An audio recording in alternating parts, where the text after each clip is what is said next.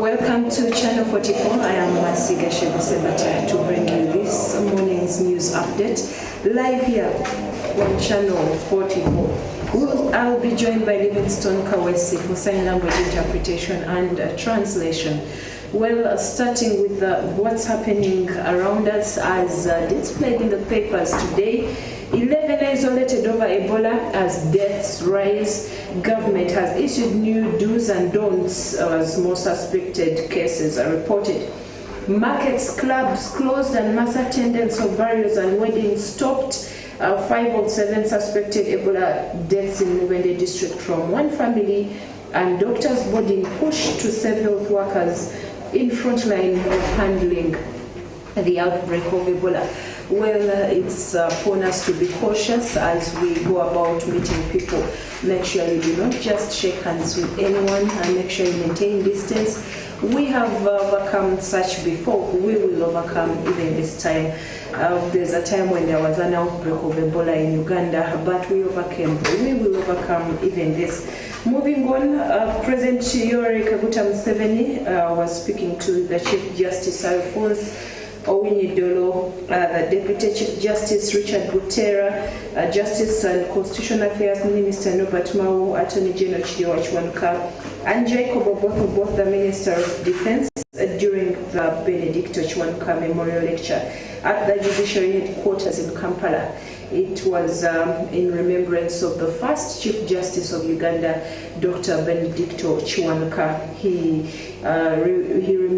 What he remembers about all that is that we did not want Kiwanuka to work for Amin.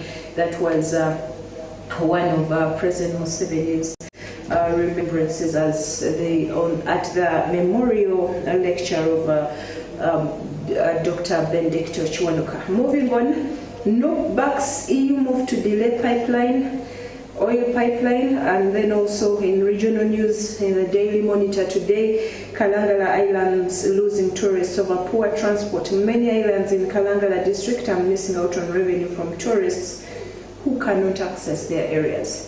And also, orange farming fails to deliver in Teso out of poverty. Farmers in Teso have been left with a bitter taste in their mouth after orange farming failed to yield fruit. Now, and also hope for farmers as Ugandan scientists develop anti-tick vaccines that will be out next year. The Daily Monitor has also brought you Makerere Varsity releases private admission list. It's in the Daily Monitor with the details of the names and the courses that are to be of people that have been admitted and their districts. Well, it's all in today's Daily Monitor. They have a segment of relationships. Get yourself a copy and get to know those stories and more. And in the New Vision today, details of draft school fees law. Solicitor General says charges can't be uniform. That is in the details of draft school fees law. The President Museveni defends RDCs over Milo land disputes. President Yoweri Museveni was handing the Benedicto Kiwanuka Appreciation Award to the Principal Judge Emeritus Dr. Yorokam Bamwine, who was accompanied by his wife, for his distinguished service in the administration of justice and promotion of the rule of law. President was Chief Justice. Well, that was at the 5th Benedicto Kiwanuka Memorial Lecture at the headquarters of the Judiciary in Kampala yesterday. Moving on, Amolists districts with most students released, that is in admissions of university admissions. And also, an eyewitness has told court that he saw the 4 killers of former Mubende District Police Commander, Assistant Superintendent of Police Muhammad Chirumia, who was murdered on the 8th of September 2018. In the UPDF series in the New Vision, Rise Shine for retired bush warriors. These include General Tumukunde. It's in today's Daily Monitor. New Vision, over 120 tenders, opportunities in today's New Vision. There are opportunities in UN Mission, Haifa International, UNHCR, Sierra, GIZ, and Postbank. It's all in today's New Vision. Get yourself a copy. You could get a job if you are not working. And then also the New Vision brings you the second suspected Ebola patient has died after recording a second suspected death of Ebola in Mubende. The Health Ministry has deployed teams in Kampala and 9 other districts to contain the spread of the viral hemorrhagic fever. Mubende remains the epicenter of the outbreak. Be cautious. Take caution. Do not just shake in one's hands. This virus, this Ebola is highly contagious. Be on your guard. Now, allow me to take you straight into today's international news update. We'll start with what's happening in Africa. In Gabon, the Gabonese leader, Guy Nzubandama, has been placed under house arrest 5 days after he was detained at the Congolese border with suitcases packed with about $2 million. His arrest was filmed and the opening of the suitcases posted on social media. Mr. Nzubandama, a potential candidate in upcoming presidential elections, has been charged with violations of import controls and cooperation with a foreign power. His party, the Democrats, say the accusations are politically motivated. The 76-year-old was, for 19 years, the Speaker of the National Assembly and a loyal ally of the former President Omar Bongo, father of incumbent Ali Bongo Ondimba.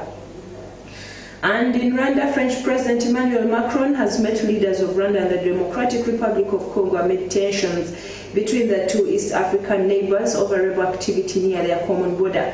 The three leaders met yesterday on the sidelines of the UN General Assembly in New York.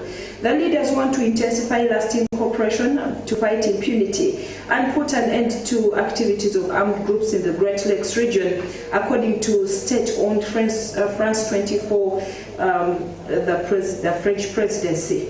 The Congolese president tweeted they had agreed to work together for M23 rebels to withdraw from occupied areas as soon as possible and for displaced people to return. The group has controlled parts of DRC's northern province since June. The meeting came moments after Rwandan President Paul Kagame had told the General Assembly that a blame game does not solve any problems.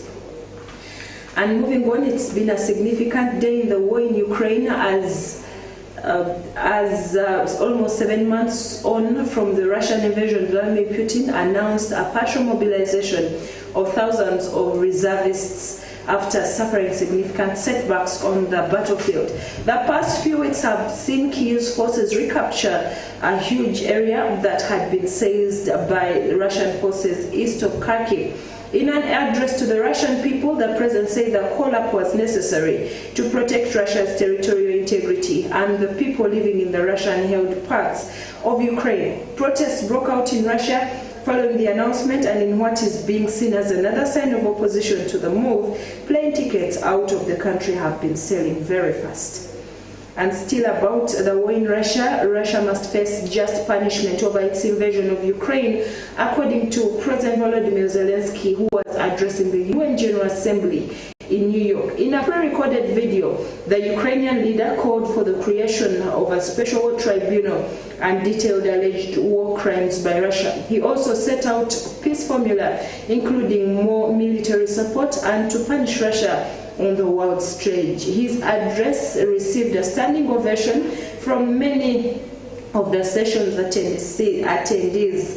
In his introductory remarks, Mr. Zelensky accused Russia of causing catastrophic turbulence with its illegal war. And also, Russian police are reported to have arrested hundreds of protesters rallying against the Kremlin's decision to call up thousands of extra troops to fight in Ukraine. Russian human rights group OVD Info put the total at more than 1,300. The largest numbers arrested were in St. Petersburg and Moscow. Dozens were held in Irkutsk and other Siberian cities, including Yekaterinburg. Flights out of Russia are sold out really fast after Vladimir Putin's announcement. Pictures on social media showed long queues at border posts, and on Google, the search for how to leave Russia skyrocketed.